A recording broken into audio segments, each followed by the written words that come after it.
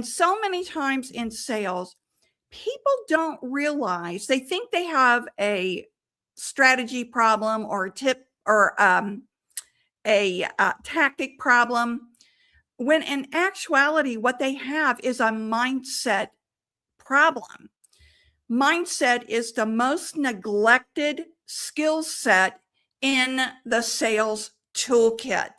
It's actually, in my opinion, should be the first thing that's taught in sales, not sales tactics and strategies, because you have to have your head on straight first.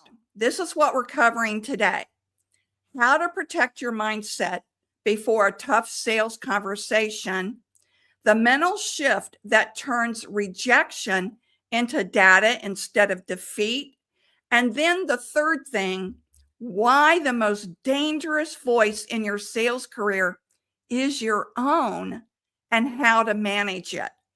So let's start with, you got a tough sales conversation coming up. How do you prepare your mindset for that, right? I mean, we've all had those tough conversations.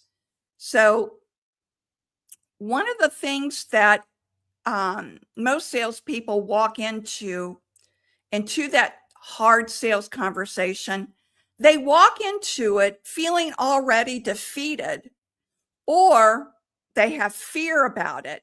They rehearse failure instead of the outcome. So whenever, even I do this even before I cold call, I take a few minutes, I close my eyes, and I quiet my mind by taking 3 deep breaths. There is scientific proof that breathing helps relax your nervous system so you can go into a cold call, a tough sales conversation, clear-headed. Clear-headed, not with a defeatist attitude, but with a positive, powerful outcome, which is to resolve whatever issue or problem that this particular person has, right? Our job as salespeople is to serve. It's not the pitch. It's to listen. It's to hear what they have to say and to serve. And you cannot do that if you walk into that sales conversation with your head spinning with negativity and fearful thoughts and not feeling sure of yourself. It will absolutely derail your clarity. So take a couple of minutes before a call, before you walk into that tough meeting, and close your eyes and take 3 deep breaths. 4 seconds in, breathing, holding for 4 seconds, and then releasing for 4 seconds. Because your mental state before that call is just as important as anything else that you're going to say after that. All right. So create a pre-call ritual on every single sales call, whether it's a cold outreach over the phone, a cold email outreach, a Zoom meeting with a prospect or a client, or before that tough sales conversation. Do a pre-call ritual. That 2 minutes of silence is golden because it reviews your wins too. And it sets a clear intention of what you want to be during this sales call. So how many times have you gone into a sales call, you walked out, and then you beat yourself up afterwards, right? Don't beat yourself up. Instead, write down what works, what didn't work, and then improve upon the things that didn't work. Because what you want to do is separate your identity from the outcome. That's so important. You're not the result of that one sales meeting that you blew. You're not the result of that one cold call that you flubbed up. You have to separate your identity from the outcome and just see it as information of ways that you need to improve. That's all it is. So ask yourself right now, I want you to write this down. What's the best version of me that can show up right now? That's what you want to think before you place that call or walk into that meeting. Okay. What's the best version of me that can show up right now? Let me put that right there in the chat so you have that. Let me put that in right here. There you go. There you go. What's the best version of me right now? Okay. I don't like the way that look. I'm going to adjust this a little bit. There, that's better. Okay, next. Remember, preparation reduces anxiety. Know your prospect, know your numbers, and know your value. And for those that are just joining us, we're talking about this. These are the 3 tips that we're talking about today. Okay, for anyone that's just jumped on and I put a comment, what's the best version of me that can show up right now? Something you want to say before you make that call, before you walk into that sales meeting or that Zoom presentation, whatever it is. Okay. All right. Then, because when you prepare, it reduces anxiety.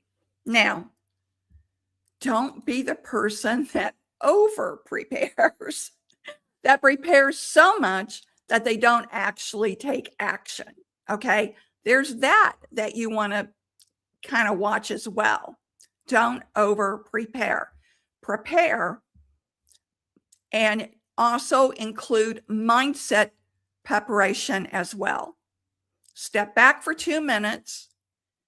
Do 3 breathing techniques that I talked about earlier. Close your eyes, clear your mind, because that breathing technique will actually calm your nervous system. Okay. Tip number 2 is the mental shift that turns rejection into data instead of defeat. So do you have a tendency to, when you feel rejection, that you take it personally? Do you ever feel that way, that you're taking rejection personally? So because you want to make sure, again, if you're taking rejection personally, you're tying it to your identity, not the outcome. Okay. When you're making a cold call or cold outreach, they don't know you from Adam. You don't know them from Adam, basically. So you shouldn't tie it to your identity. It's just an outcome, and you go next and you move on to the next person. Because every no is information. Maybe it's wrong timing or the wrong fit or the wrong message, not wrong you.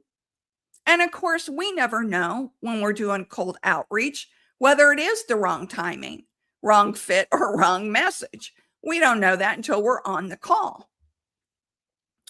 But top producers keep a mental or literally a log of what a no actually taught them. And I actually teach my private clients to do this. When you get a no, what did that no teach you? It's just data. That's all it is. It's data. But the shift comes here. This is the question that most salespeople ask. Why didn't they want me? Or why didn't they want my product or service?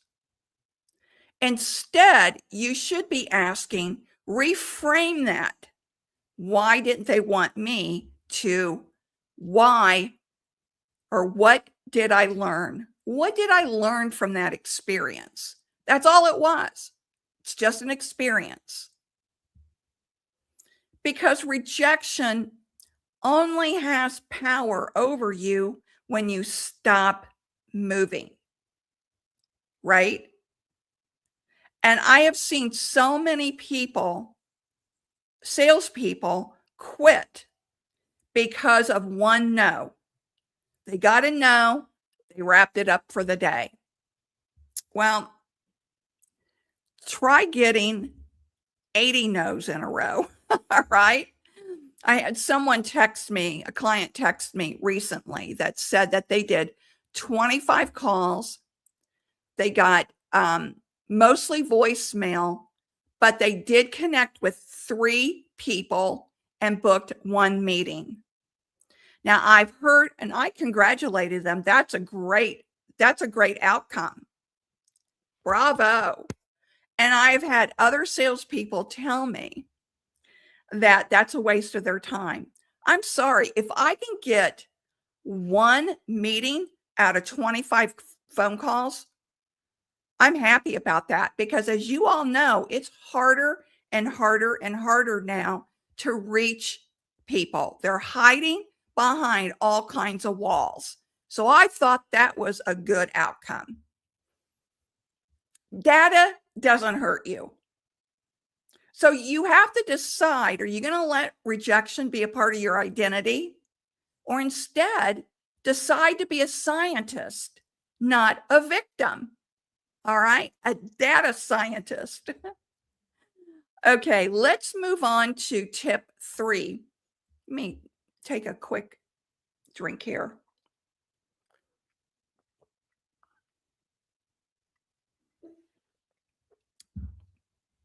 Why the most dangerous voice in your sales career is your own, and how to manage it. So, no prospect, and frankly, not even your boss, will talk to you as harshly as you talk to yourself. I challenge you to write down what you have said here to yourself over the course of a day. Keep a log of it. All right. When I have my clients do this, they're astounded how negatively they talk to themselves. And I've asked them to repeat back to me some of the things they wrote down. And I asked back, would you ever talk to anyone else like that? Would you talk to your spouse like that? Your child like that? Your boss like that? Your coworker like that? Would you talk to your prospect or your client like that? And the answer is always no, I wouldn't. So why are you talking to yourself that harshly? That inner voice was formed long before you ever picked up the phone, and it's not always telling you the truth. Those thoughts are like wild, wild west in your mind because you haven't learned how to control your thoughts. So that inner voice is constantly criticizing you more harshly than anyone else will ever criticize you. And it's not telling you the truth. That's why it's so important to keep a success journal. And I've talked about this many times. You write down the smallest win that you had for the day to the most explosive win that you've had for the day. That way, when you have doubts, and you will, you can go back to that success journal and see, yes, you do know how to sell. It's all here. You need a mindset shift.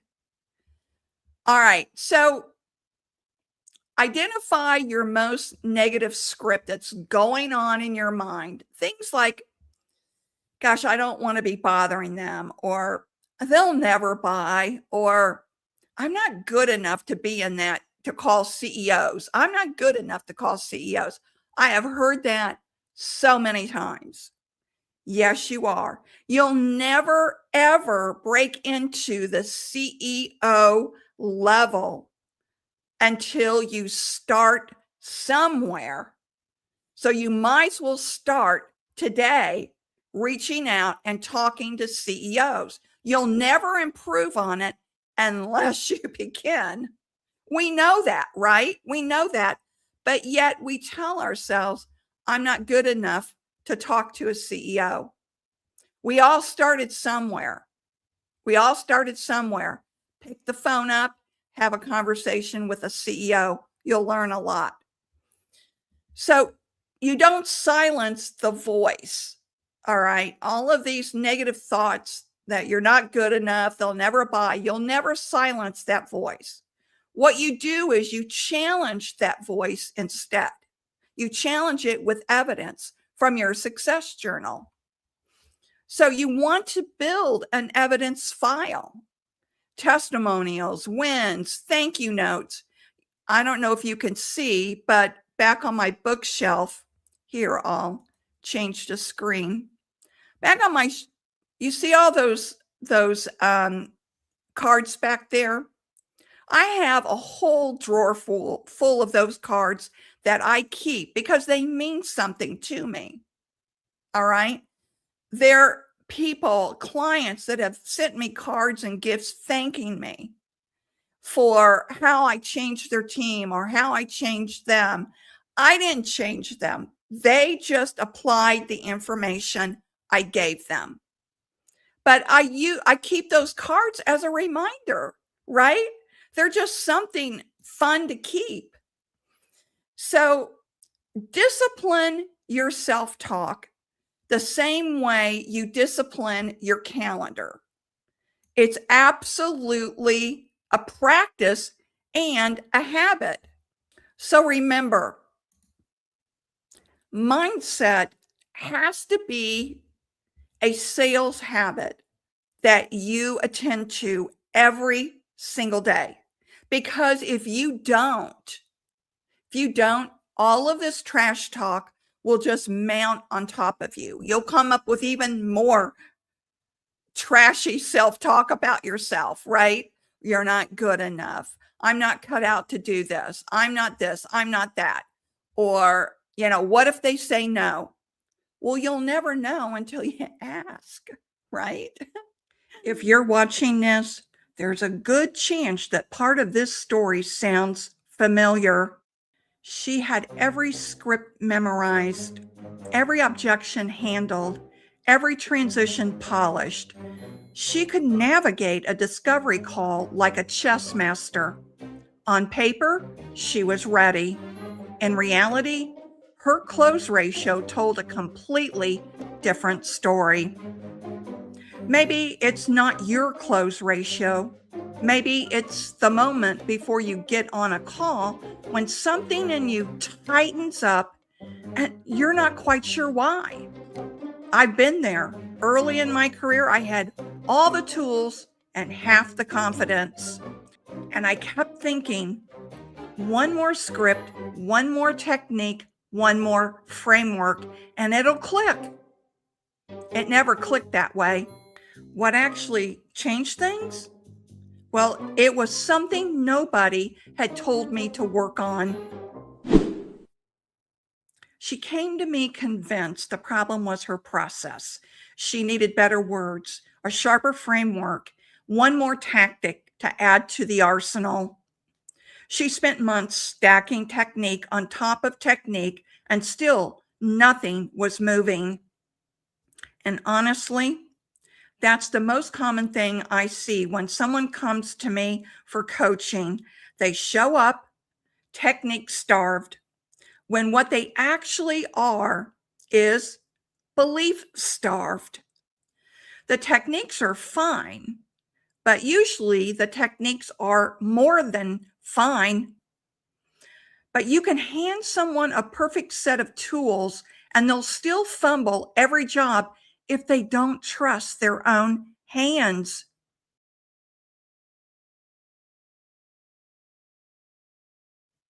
Here's what I've learned after 50 years in selling. You can stack all the technique in the world on top of a shaky foundation, and the room will still feel it. Your mindset dictates your behaviors. Your behaviors dictate your results. It sounds simple. Most true things do. But let it land for a second because the implications are enormous. Here's what I mean by each layer, because this isn't just a motivational phrase, it's a diagnostic tool. Mindset, the beliefs running underneath everything, what you think about your value, your product, your right to ask for the sale. This is the foundation. Most people never examine it. Behaviors, how you show up, the pace of your voice, your body language, whether you hold eye contact when you quote your price or look away. These are the outputs of your mindset, not the inputs. Results, close rates, revenue, retained clients. The scoreboard, most sales training ties to fixed results by changing behaviors, skipping right over the mindset that's generating those behaviors in the first place. That's the mistake. You can't script your way around a belief problem. I've seen it happen. A client takes a new framework into a call, uses all the right words, hits every beat, and still loses the deal because something in the delivery was off. Not the words, the energy behind the words.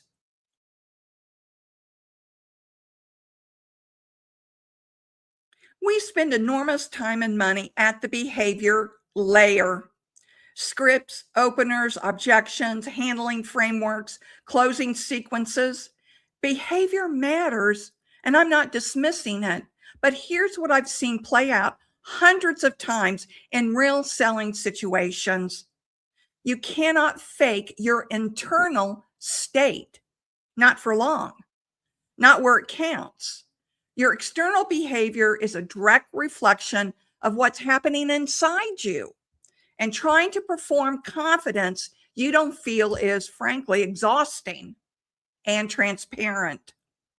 It's actually easier to get your mind right than to fake it in your body indefinitely. Not harder, easier. Because when the internal state is solid, the behavior takes care of itself. The posture is right. The pace is right. The energy is right. You're not managing a performance. You're just being present with confidence.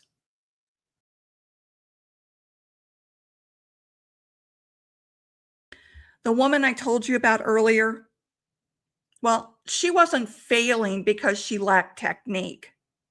She was failing because she didn't genuinely believe she belonged in the room. She felt like a fake.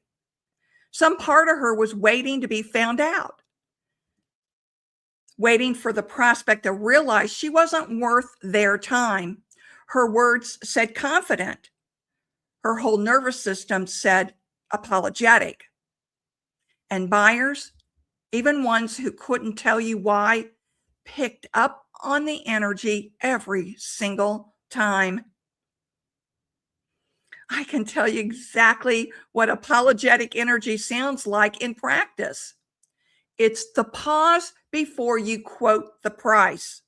And that tiny hesitation, your body is bracing for rejection before the prospect has even had a chance to respond.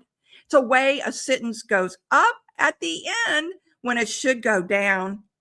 It's over explaining after you've already made a solid point, because somewhere inside you, you're not sure the point was solid enough. Buyers don't clock those things consciously, but their gut does. And their gut is what makes the decision.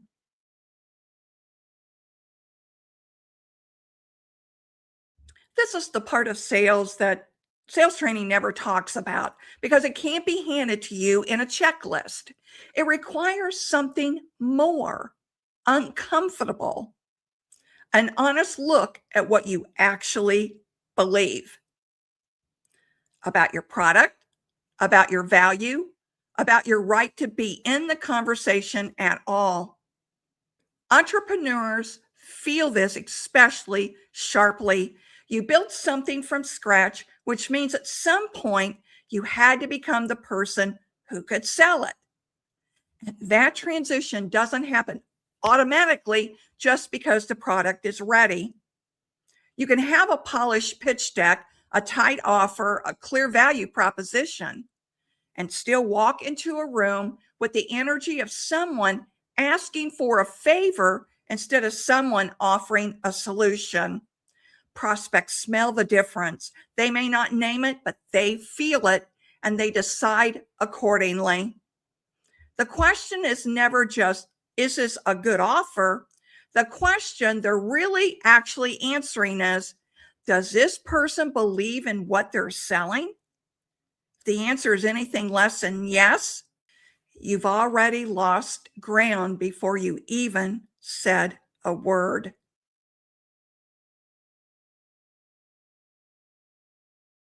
So before you download another sales script or sign up for another closing technique course, I want you to sit with one honest question. What do I actually believe about what I'm selling and about my right to sell it? Not what you say you believe, not the affirmations on your mirror. What does your gut tell you 2 minutes out from a sales call?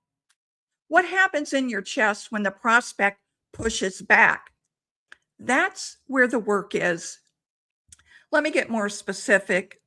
Is there a number you hesitate to say out loud?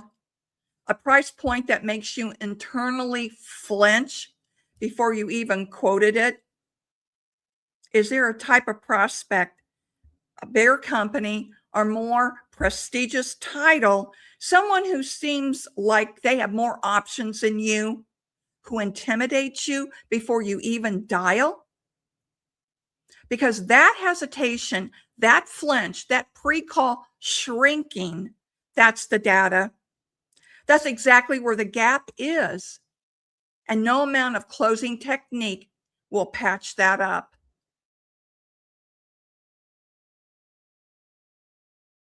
Here's the good news. Mindset isn't fixed. It shifts with evidence. Every win you've had, every client you genuinely helped, every result you've delivered, that's evidence. Collect it intentionally. Remind yourself of it regularly. Build the internal case for your own value the same way you'd build a case for a prospect. Now, here's something I have my clients do that sounds almost too simple. Keep a running list, a wins file, what I call a success journal, a note on your phone, whatever works, of specific moments where you made a real difference for a client. Not just closed deals, the call where something shifted, the client who told you 6 months later that what you helped them see changed how they do business. The moment you knew your work mattered. Keep a success journal.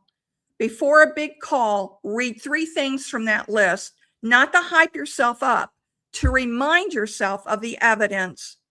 You've done this before.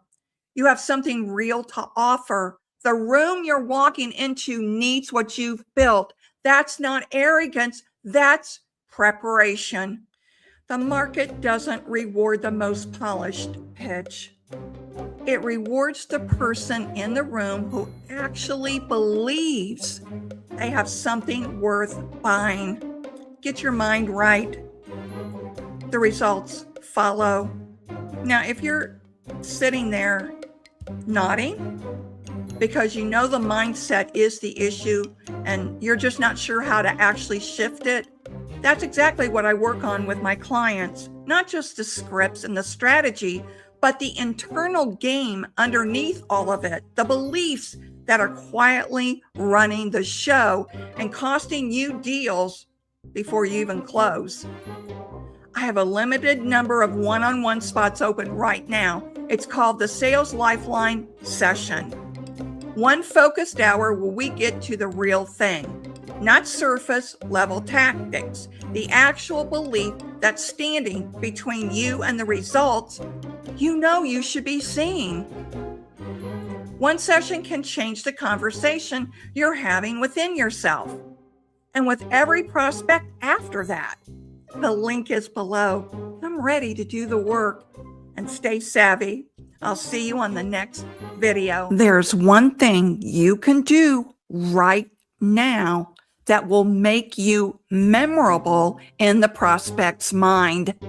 Just one little thing, and most salespeople don't do it. Do you know what that one thing is? Follow through. Now stay with me. Salespeople, raise your hand if you've ever told a prospect you'd follow up. Maybe it was the last line of an email. Maybe it was a message you left on the prospect's voice message system. I'll follow up with you on Thursday, you said. But did you? Be honest, did you? Now, I'm not judging you. I have missed follow-up too. But here's what happens. You think to yourself, well, I'll do it later. And later comes and goes, and no follow-up. Here's the danger that it'll cost you, not just a sale, but your reputation. Do you know how trust is built? I mean, really built. We all hear in sales training and sales books about building trust, building trust, building trust. But do you know how it's actually built? It's built when you do what you say you're going to do. Follow through is a yes or a no. That's it. It's not an excuse. It's not a story. It's not, I'll do it yet. It's not that I'll do it later. It's yes, I will follow through, or no, I will not follow through. It's yes, I will follow through. Stop giving yourself reasons not to follow through. Your prospects, whether you know it or not, are evaluating you. They're trying to decide whether they want to work with you or not. They're keeping score, maybe not actually keeping score, but consciously they are. That yes, I did follow up, or no, I didn't follow up, creates a pattern. And that pattern becomes something called trust. Now, this happened to me when I was buying a car. Let me tell you that story. I went to the dealership late in the day. The saleswoman that was working with me said she'll follow up with me the next day to give me a final price. The next day passed. Then the day after that, no email, no call, nothing. I called the number on her business card and I left a voicemail message. Another day passed, crickets. So what did I do? I went to another car dealer and bought a car. The following week, I got an email from the saleswoman. No apology, no explanation, just business as usual. When I didn't respond, 3 days later, she called. Now, I'll be honest with you, I thought about ghosting her and letting it go to voicemail, but I picked up. She talked as if nothing happened. And when she paused to ask me a question, I said very politely, when you didn't follow up as you promised, I bought a car from another dealer who valued my business. Dead silence. I said goodbye and hung up. Maybe something similar has happened to you, except you were on the other end, being ghosted by a prospect who moved on without a word. And maybe now you know why. Did you do something that you said you were going to do and didn't do it? Or did it late? Every time you break a promise to yourself, like, I'll make calls today, I'll make those follow-up emails after lunch, I'll send that proposal by Friday, you're not just losing a client, you're losing trust in yourself. People with real confidence have one thing in common. When they say they're going to do something, they do it. That consistency with others and yourself is where confidence lies. What you tell others you're going to do, you do. What you intend, you do. Over and over again. That becomes self-trust. Now, let me give you a framework. The salespeople who become truly memorable to their clients will then become irreplaceable, do two things well. I call it rhythm and pops. Rhythm is your consistency, your follow-up cadence, your check-ins, your updates, the steady, reliable, good energy presence in your client's world.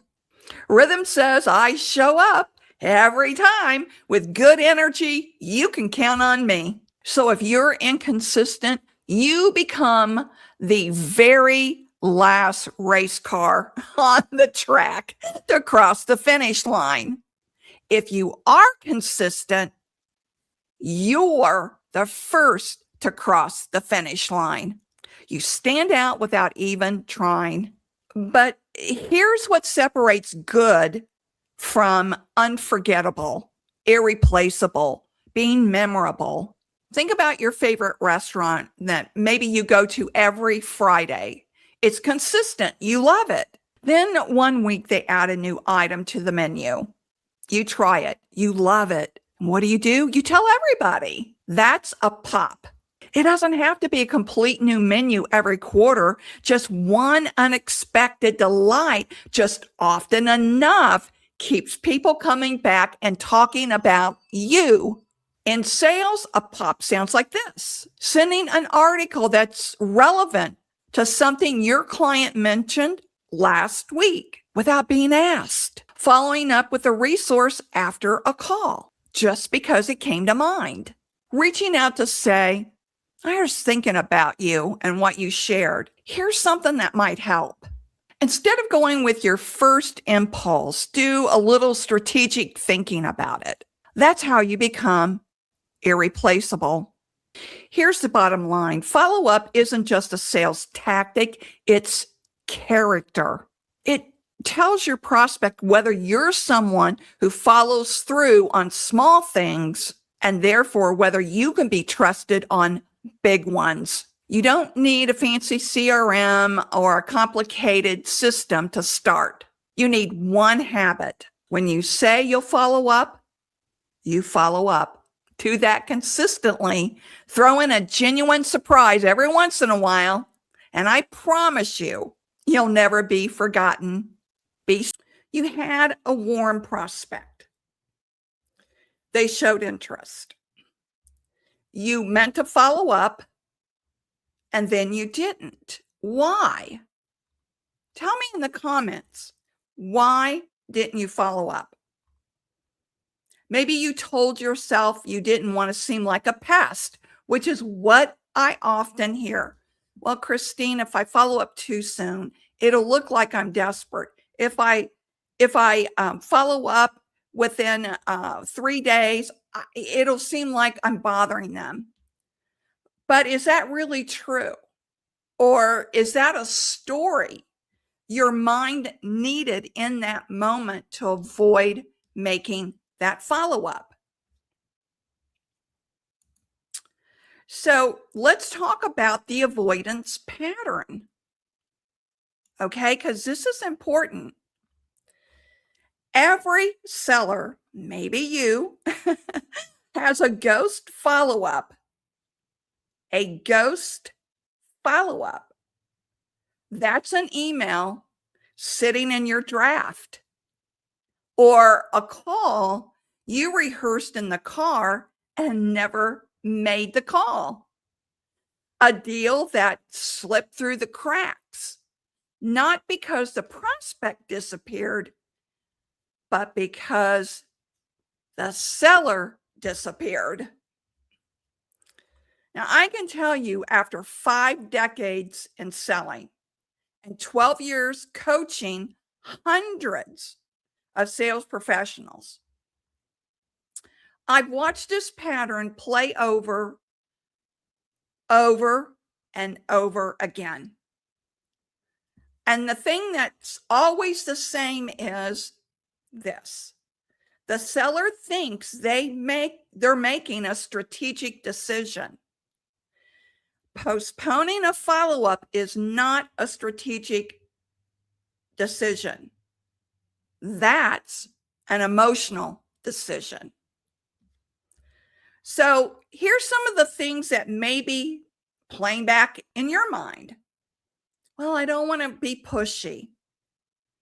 Rationale sounds reasonable. It's designed to.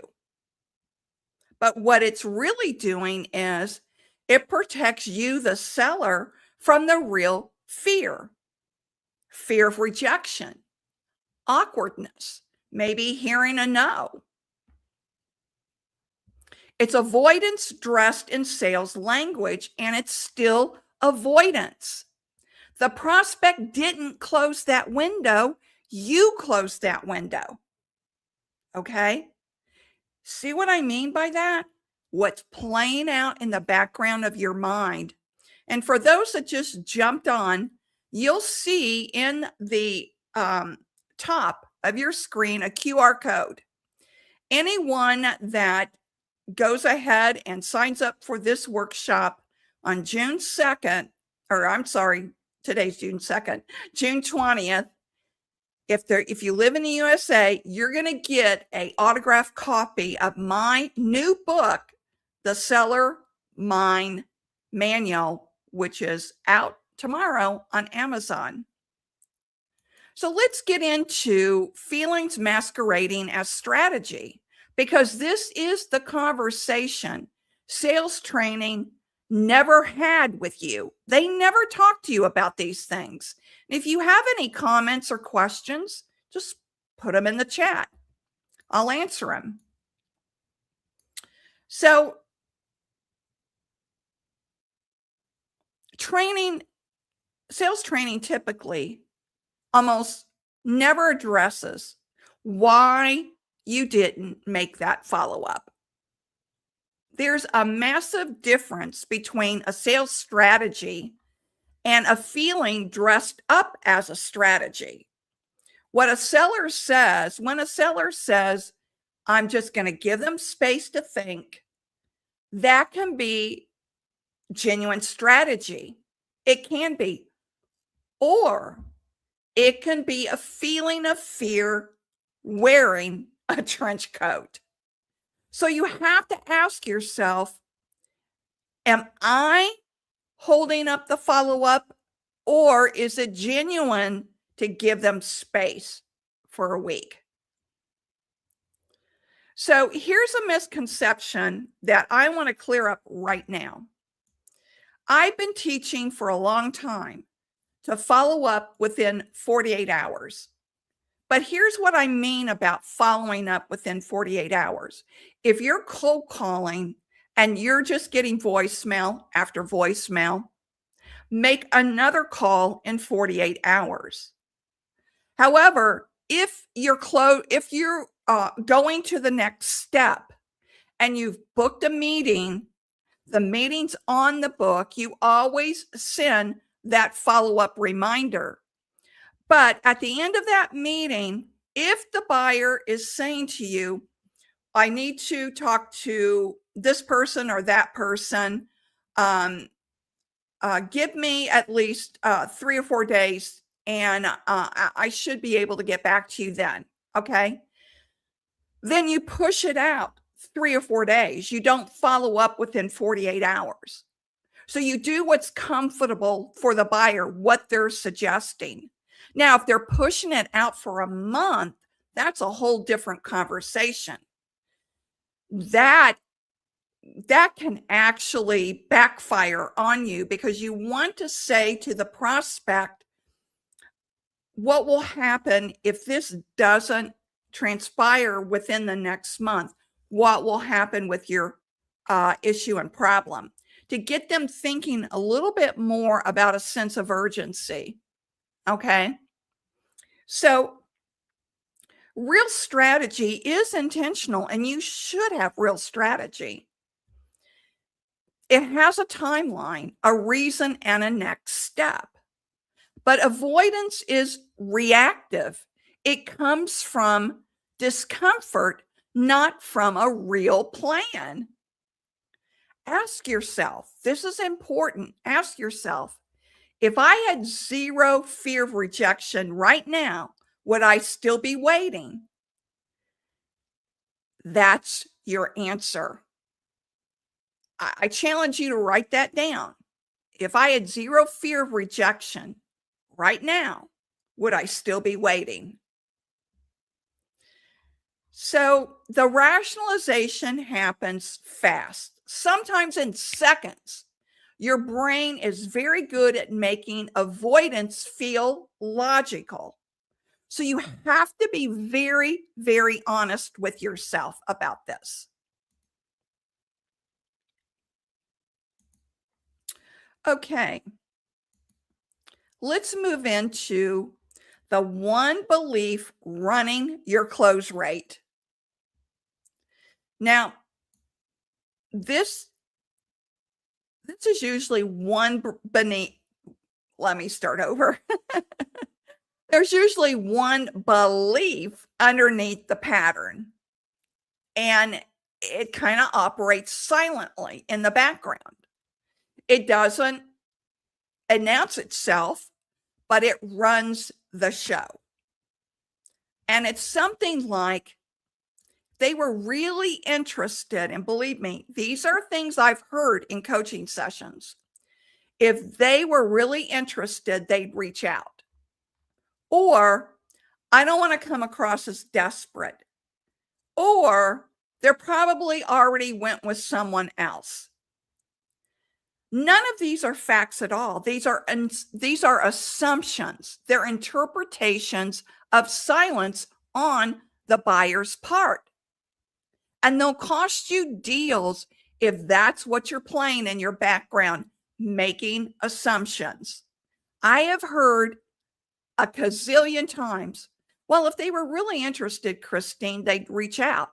No, they won't. It's your job to follow up. It's not their job to follow up with you. All right, so unexamined beliefs operate like background software. You don't see them running, but they're driving behavior. Sometimes they've been driving your behavior for so long that you don't even notice it. That's why I teach to take a moment. So if you've got that thought popped up in your head, well, maybe now's not the best time to follow up. I want you to write that down and then really, really examine that belief. Is that true? Or is that a part of your plan, strategy on follow-up? Or is it an excuse you're making because you don't want the rejection? You need to question these thoughts. So, just like everyone else, prospects are busy. And if you make the assumption that their silence means rejection, 9 times out of 10, you're wrong. Most warm leads need 5 to 7 touches before they move. 5 to 7 touches. The belief I might be bothering them is really about you, your comfort, your self-image, not about the prospect's actual experience. Now, one belief consistently activated compounds over time into a pattern that becomes a habit. And then you wonder why your pipeline is just like shouting in the dark.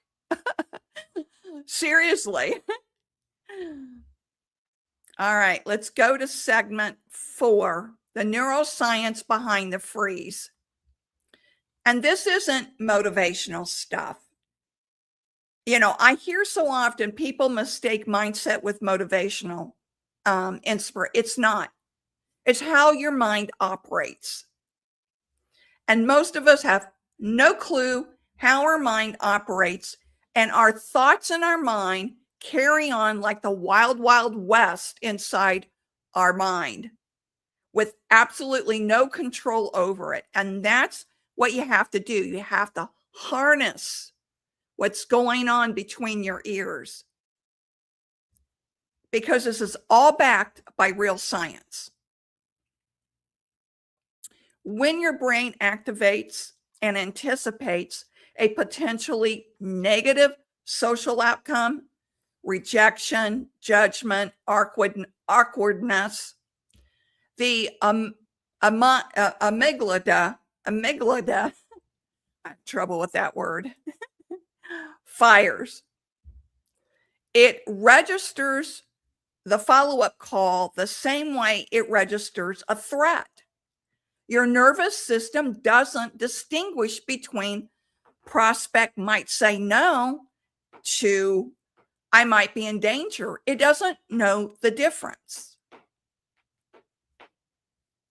because you're triggering that outcome and you don't even know it. So the freeze isn't weakness, it's biology, but it doesn't have to be your destiny. You can control it.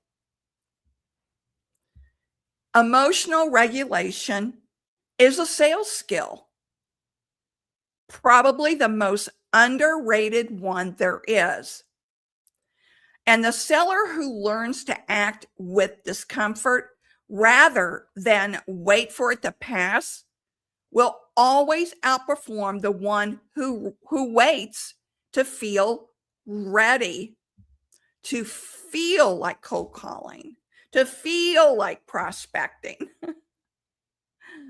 Readiness is not a feeling, it's a decision.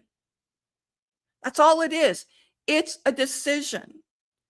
And if you go by what you feel instead of your strategy, then you will always be falling behind in sales. Always. Take control of your thoughts. But more importantly, be aware of those thoughts. So here's the mindset shift that I really, really want you to get, okay? And it's a reframe I give my clients. Your follow-up is not an imposition, it's a service. Think of it this way. When you go to the doctor, all right, and let's say that you're at the doctor's office and he wants to do a follow-up or she wants to do a follow-up visit. I don't know about your doctor, but mine, even if I've already got it scheduled, they send me a reminder as a follow-up to do X, Y, and Z. It's a service they provide. Yet, for some reason, salespeople they don't see follow-up as a service, but as an imposition. Professionals always follow up, and businesses that you deal with, buyers that you deal with, know that sales professionals follow up. So get over yourself. If your solution is genuinely right for that prospect, you're letting fear stop you from following up. That's not kindness. That's disservice to them and to yourself. Okay? So shift from, I hope they don't mind me reaching out, reframe it to, I'm bringing value. I owe this to them. The seller who believes in what they sell follows up differently. They show up differently. Their energy is different. The prospect feels it too. Okay, next point is discipline is the bridge between mindset and result. It's not about motivation. Motivation is inconsistent. Discipline shows up whether you feel like it or not. And how do you cultivate discipline? You cultivate discipline by putting sales habits in place. And once those sales habits are in place, the discipline automatically kicks in, and you don't have to be fighting yourself all the time with trying to have the willpower to be disciplined. If the right habits are in place, the discipline will automatically follow. It'll just be automatic. So the deals that were already yours are waiting on the other side of the call you haven't made yet. Go follow up today and make those calls, follow up emails, or however it is in your system, your CRM, the follow up. Take action. Take action. Move forward. Move the sale forward. Okay? All righty. So the follow-up you never made, it's not too late. It really isn't. Not for that one and not for the next one. Just tell yourself you're going to be very, very good at follow-up, and make it a part of a habit, your daily habit in your sales day. Just like you should be prospecting every single day. The question isn't whether you should follow up. The question is, what story are you going to tell yourself before you pick up that phone? And are you going to believe it? That's right. That's the work. That's the shift. And that's what we do here. Now, let me say this too. Mindset is not a one and done. It is not a one and done. And if you have questions, drop them in the chat. I see people have been on this live the entire time. So if you have questions, drop it in the chat and I'll be happy to answer them live. And it's not a one and done. Mindset is not a one and done. I've been doing this work for 12 years. 12 years. And the neuroscience on mindset changes daily. It's almost a full-time job just to stay on top of it all. But I also know this, and I want to encourage you on this as well. Make it a habit to always check your thoughts. Okay? I still work on that today within myself. Because you know this. You know your behaviors, your patterns. After a while, we sometimes slip back into our old ways. So don't beat yourself up for it. Just get right back, recognize it, be aware of it, and start new the next day. Or in that moment, start new. So we're about encouraging you, okay? Encouraging you to examine your mindset all through the day. Make it one more tool in your sales toolkit. I promise you, and I have lots of testimonies that prove that this works. So until next time, be savvy. You walk into a sales conversation believing your job is to present and persuade. You will lead with product every single time. And you'll sound like every other salesperson. But if you walk in believing your job is to understand and serve, to genuinely figure out if your product or service can help this person, then the conversation changes entirely. So let me ask you something. If I took your product or whatever it is that you sell and handed it to a total stranger and said, go sell this, would they get the same results as you? No, they wouldn't. And that's the gap.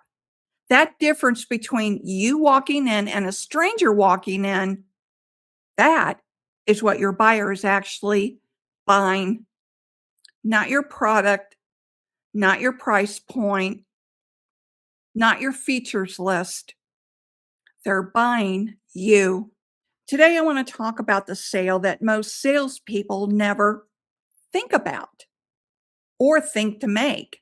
And that's the one that changes how your sales conversations move. So stay with me. If you're new to the channel, my name is Christine. I'm the Savvy Sales Lady, and I have over 40 years in selling experience and 11 years in coaching sales professionals. I've built three $30 million books of business, and I'm here to help you build yours too. I can tell you with absolute certainty the number one differentiator in any sales situation is not the product, it's the person selling it. And yet, most salespeople spend all of their time mastering their product knowledge, which they should know their product, but they spend absolutely no time mastering themselves. That ends today. Here's a truth that should both scare you and excite you. Your product is replaceable. Your competitors can match your price. They can copy your features. They can run a promotion and undercut your offer or offer bonus deals. What they can't do and what they'll never be able to do is copy the relationship you've built with the buyer.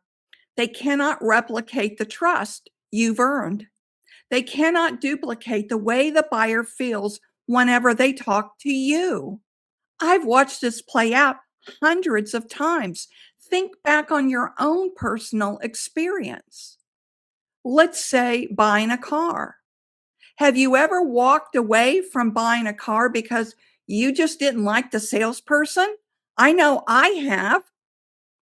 And I went down the street to the competitor and bought the car from a salesperson that I felt connected to, who showed an interest in me, not just selling me a car. You see, your competitors cannot replicate the trust you've earned. So, as I said, I've watched this play out hundreds of times. A buyer could get a nearly identical product somewhere else, sometimes cheaper, but they came back to the same salesperson year after year. Why? Because that salesperson made them feel confident in their decision, safe in their decision, and understood. That's not the product, that's the person. And the exciting part is you can develop that too. You can strengthen it. You can learn how to walk into a room or a Zoom call and be the reason the deal gets done. Let's talk about what's going on in your buyer's mind every single time they're talking to you. They're not just evaluating your product. They're asking themselves a set of unconscious questions. Can I trust this person? Will they be there if something goes wrong? Do they actually understand my situation, or are they just trying to close me? Is this person someone I want to do business with? Those questions don't get answered by your brochure. They don't get answered by your demo. They get answered by you, by how you show up, how you listen, how you respond when something gets hard. Your buyer is looking for certainty in an uncertain purchase. He wants to look like the hero in his company. And you, your presence, your track record, your steadiness, you are the evidence that they're making the right call. You were on that Zoom call 5 minutes early. You appeared professionally dressed, articulate, in control of your language. This is why two salespeople can pitch the exact same product and get wildly different results. One is the reason to buy. The other one is just delivering information. Which one are you right now, and which one do you want to be? This is one of the most important mindset reframes I can teach. And it's so simple. When you lead with your product, you have just put yourself in a commodity race. The buyer's brain immediately starts comparing. How does it stack up? Is it cheaper somewhere else? What's the difference between this and the other three options I'm looking at? You've just handed them a spreadsheet and told them to go shop. But when you lead with yourself, when you lead with genuine curiosity about their situation, with a relevant story, with a track record, with a way of engaging that feels different from every other salesperson that's walked in that door or have talked to them on Zoom, you have then put yourself in the category of one. There's no comparison after that.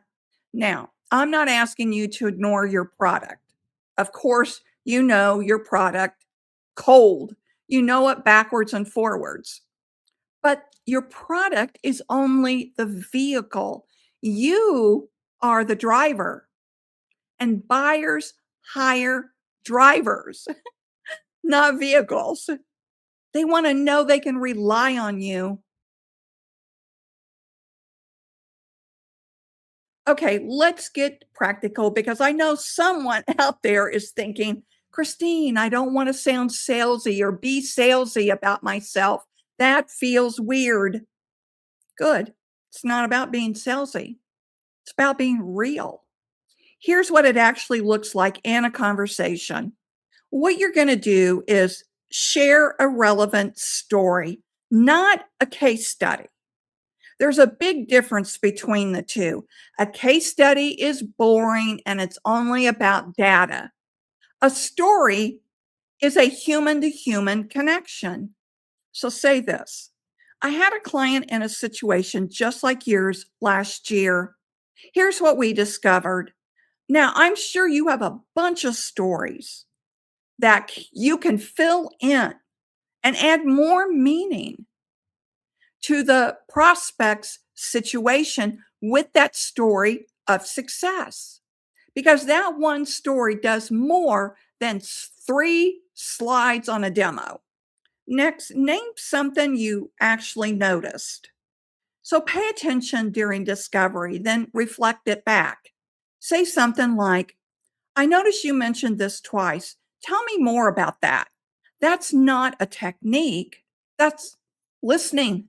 And it signals to your buyer that you are different. Then own a mistake and what you learned from it.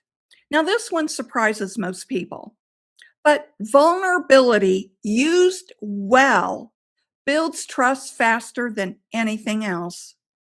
You can say something like, early in my career, I made the mistake of leading with features before I understood what my client actually needed. I learned that the hard way. That's credibility. That's human, and buyers trust humans. Then reference a specific result from someone like them. And it's not vague, like we help companies like yours grow revenue, not something vague like that. Say this instead. I worked with the team in your industry last quarter, and they were stuck at the same point you're describing. Here's what shifted for them. And then go on and explain. When you get specific, that builds credibility. None of these require a script.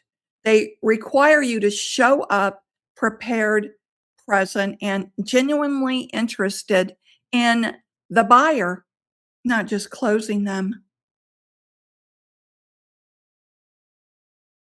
So I want to leave you with this because everything I've shared today rests on one thing: your mindset. If you walk into a sales conversation believing your job is to present and persuade, you will lead with product every time. You will sound like every other salesperson.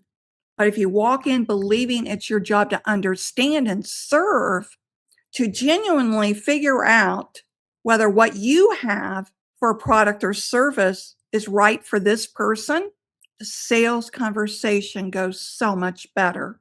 Your questions change, your energy changes, the way the buyer experiences you even changes. Just remember, mindset drives behavior. Behavior drives results. That's not a theory. It's mindset science. And when your mindset is right, selling yourself isn't something you have to work at all. It just happens because the real you is the best closer. Now, I want to give you something that goes hand in hand with everything we've talked about today, because once you start showing up as yourself in conversations, you're going to run into resistance. It happens. Buyers are going to say things like, I'm not interested. And if you're not ready for that, all of the work falls apart right there. So I put together my I'm not interested cheat sheet, which is the most popular cheat sheet I offer. It's a free resource that walks you through exactly how to respond when a buyer shuts you down before you've even had a chance to show up. I give you some smart, confident responses that keep the conversations alive. Grab it for free. The link is right below the video. And if you're watching this and you know you have the right product and you're putting in a lot of effort, but you're still not closing the way you should, let's talk. Book a sales lifeline session with me. It's the best money you'll ever spend on yourself to help elevate your sales. We'll find the gap, we'll work together, and help you close more deals. The link is in the description too. Now, I'll see you on the next video, and remember, stay savvy.